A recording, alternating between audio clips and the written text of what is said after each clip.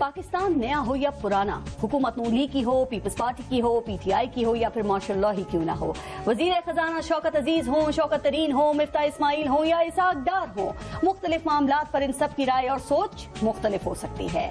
मेरी मोटरवे तेरी मोटरवे पे लड़ाई हो सकती है, मेरा दौर अच्छा तुम्हारा दौर बुरा, यानी अपनी अपनी हुकूमतों की परफॉर्मेंस पर लड़ाई हो सकती है, तख्ती पर तख्ती लगाने का झगड़ा हो सकता है, लेकिन एक बात पर ये सब इकट्ठे हैं कि मईशत मांग तांग कर ही चलानी है, कर्जों पर समझौता नहीं करना, अपनी मईशत अपने पांव पर खड़ी नहीं करनी, टैक्स की चोरी नहीं पकड़नी, किसी शोबे की इस्लाह नहीं करनी, अपनी हुकूमत की परफॉर्मेंस ठीक नहीं करनी, गवर्नेंस ठीक नहीं करनी, डॉलर कमाने नहीं मांगने हैं, बरामदात नहीं दरामदात में इजाफा करना है, हुकूमती अखराजात कम नहीं करने, वजारतों की तादाद में कमी नहीं करनी, मोशी दिवालिये के साथ साथ काबीना का साइज बढ़ाने पर कोई समझौता नहीं करना। जनाब, इन सब का IMF के पास जाने पर मुकम्मल इत्तेफाक है, बस छोटा मोटा इख्तलाफ या पहले या बाद में या जल्दी या देर से जाने पर जरूर हो सकता है।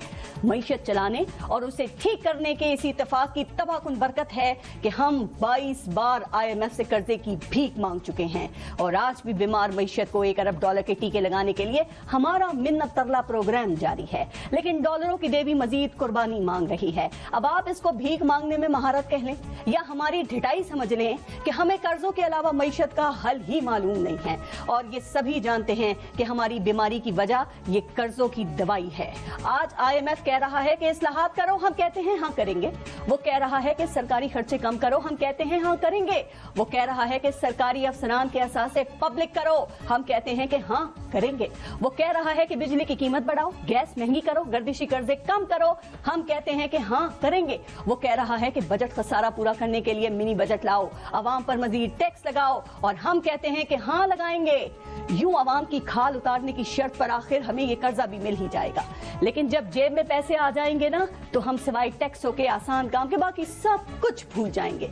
मौशी इस्लाहात भूल जाएंगे, काबीना का साइज कम करना भूल जाएंगे, खर्चे कम करना भूल जाएंगे, सादगी इख्तियार करना भूल जाएंगे, मईशत को अपने पांव पर खड़ा करना भूल जाएंगे। भाई, क्या हम ये मौशी खुद इन्हिसारी का सबक जानबूझकर भूल जाते हैं या फिर कर्जों के अलावा कुछ याद ही नहीं रखना चाहते? IMF से मुज़ाकरात के बाद महंगाई का बम नहीं है जनाब, ये मत समझी का बम आ रहा है, एटम बम आने वाला है, जिससे टैक्सों का बोझ मजीद बढ़ेगा, बिजली गैस सब महंगा होगा, क्योंकि वजीर खजाना इसाक डार साहब IMF के सामने चारों शाने चित हो गए हैं और अब उनके पास IMF की डिक्टेशन पर अमल दरामद के सिवा यकीन जानिए कोई रास्ता बचा ही नहीं है। हुकूमत IMF से मुज़ाकरात के बाद 170 अरब के नए टैक्सेस लगाने जा रही है। नए टैक्स लगाने के लिए मिनी बजट लाना पड़ेगा, मुख्तलिफ शोबों में सब्सिडी को खत्म या फिर कम तरीन सतह पर लाना पड़ेगा। डीजल पर पेट्रोलियम डेवलपमेंट लेवी, जिसको भत्ता टैक्स कहा जाता है, 40 से 50% किया जाएगा। हुकूमत बिजली के रेट ₹7.91 फी यूनिट बढ़ाने पर आमादा हो गई है, जिसके बाद बिजली का बुनियादी रेट जो है ना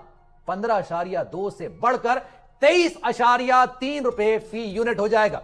सरकार की नाकाम पॉलिसी से मुल्क की मईशत पहले ही इसी तबाही के दहाने पर है। अवाम इस बारे में क्या सोचते हैं? आवाज़े खल्क हमारा एक सेगमेंट है, और चीजों के बाद, इतने टैक्सेस के बाद क्या मईशत बेहतर होगी? अवाम की सूरत हाल मजीद खराब होगी? अवाम का क्या कहना है, उन्हीं की जबानें सुनते हैं। हम अपने बच्चों को गला दबा देते हैं, हम खुद मर जाते हैं। अगर आप लोग को ये करना है तो मैं ये भी करके दिखाने के लिए तैयार हूं। तो बेगारत है ये हुकूमत वाले। ये जो बेटा है ना, ये जो खड़ा है, ये स्कूल गया था, स्कूल से लकड़ियाँ लेकर आया बैग में कि घर में खाना बने, घर में खाना बनेगा, क्योंकि ये भूखा गया था। पैसे भी खत्म हो गए हमारे पास, अब किससे कहें हम? अल्लाह माफ करे, ऐसे कोने के मांगने वाले।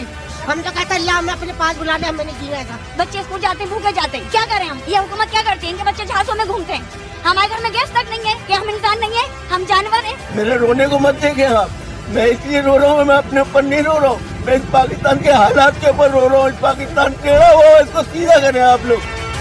सारी औलादे हैं, हम अपने घर में अपनी माँ का भी ख्याल नहीं कर रहे, और इस सरजमीन जो हमारी माँ है, जो हमारी परवरिश कर रही है, हम इसका भी ख्याल नहीं कर रहे। हम आप सबसे गुजारिश करते हैं कि आप लोग राय रास्त पे आ जाएं। महंगाई इतनी नहीं है जितनी की गई है, ये महंगाई इतनी नहीं है, इसलिए कि जब एक चीज बिक रही है तो इसका मतलब उसको कुछ तो फायदा हो रहा होगा जब बेच रहा है वो। क्योंकि आप बाहर माशियात हैं, आप ज्यादा बेहतर तरीके से जानते हैं, कुव्वत खरीद होती है एक इंसान की, और अगर कुव्वत खरीद लोगों में होती है तभी इंडस्ट्रीज लगती हैं, तभी एक जो स्टेट आदमी होता है वो फिर चीजें बेचने के लिए मार्केट में आता है, जॉब्स भी फराहम करता है और अपनी प्रोडक्ट भी सेल करता है, क्योंकि अवाम में कुव्वत खरीद है। सर, ये कुव्वत खरीद जब खत्म हो जाएगी तो फिर तो सर बिल्कुल ही भट्टा ही बैठ जाएगा ना फिर पूरा।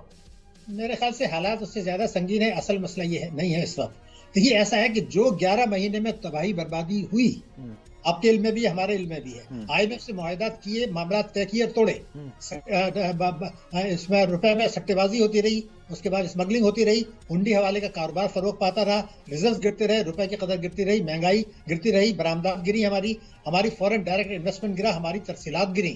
اب اس کے بعد ملک کو خطرات تھا، تو اس وقت میں یہ سمجھتا ہوں کہ بہت سارے سوال ضرور اٹھائیں، مگر یہ مان لیں کہ اس تباہی بربادی کے بعد حد یہ آ گئی تھی کہ اب ہمارے پاس یہ چارہ کار نہیں تھا کہ سوائے اس کے کہ آئی ایم ایف کی شرط مانے یا تباہ برباد ہو جائے۔ اچھا سر، میں اس کو اور آپ سے چاہ رہا ہوں کہ ڈیٹیل میں آپ بتا دیں، ہم اس نہج پر پہنچ گئے تھے کہ 15 دن بعد ہمیں پیٹرول خریدنے کے پیسے نہیں تھے، اجناس خریدنے، کیونکہ ظاہر سی بات ہے ویٹ بھی باہر سے ہی آتی ہے، گندم باہر سے آتی ہے، تو اس کو خریدنے کے پیسے نہیں تھے، یہاں پر بہت زیادہ صورتحال خراب ہو جاتی ہے، ایسا ہی ہے صاحب؟ آپ کے علم میں ہے کہ دوائیوں کی ایل سی نہیں کھل رہی، آپ کے بالکل جو ہے وہ وہاں پر مال پڑا ہوا ہے کئی ارب ڈالر کی ایل سی کی، یہ تو چیز ہے۔ اب جو اس وقت ایشو ہے میں آپ کو بتا دوں، اب اس وقت جو ایشو ہے، اس وقت ایشو یہ ہے کہ پہلا سوال میرا یہ ہوگا، یہ میں یہ کہتا ہوں جی اب تباہی کے بعد، اتنی تباہی کے بعد کوئی چارہ نہیں تھا سوائے اس کے کہ ان کی شرائط مان لیں، لیکن سوال پیدا ہو رہا ہے۔ پہلا سوال، میں ذمہ داری لیتا ہوں کہ جو میں کہہ رہا ہوں وہ صحیح ہے، ٹھیک ہے، اگر مسلم لیگ نون کے منشور پر صرف ٹیکسوں اور توانائی کے پر عمل کیا جاتا، باقی کو چھوڑ دیں،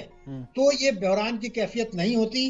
یہ ٹیکسز جو اب لگائے جا رہے ہیں، روپے کی قدر گرائی جا رہی ہے، یہ سب کیے بغیر آئی ایم ایف کو مطمئن کرنا یقیناً 100% ممکن تھا، یہ میں گارنٹی کر رہا ہوں، کوئی مناظرہ کرنا چاہے تو کر لے۔ سر تو کیسے میرا یہ بھی بتا دیں تھوڑا ڈیٹیل میں۔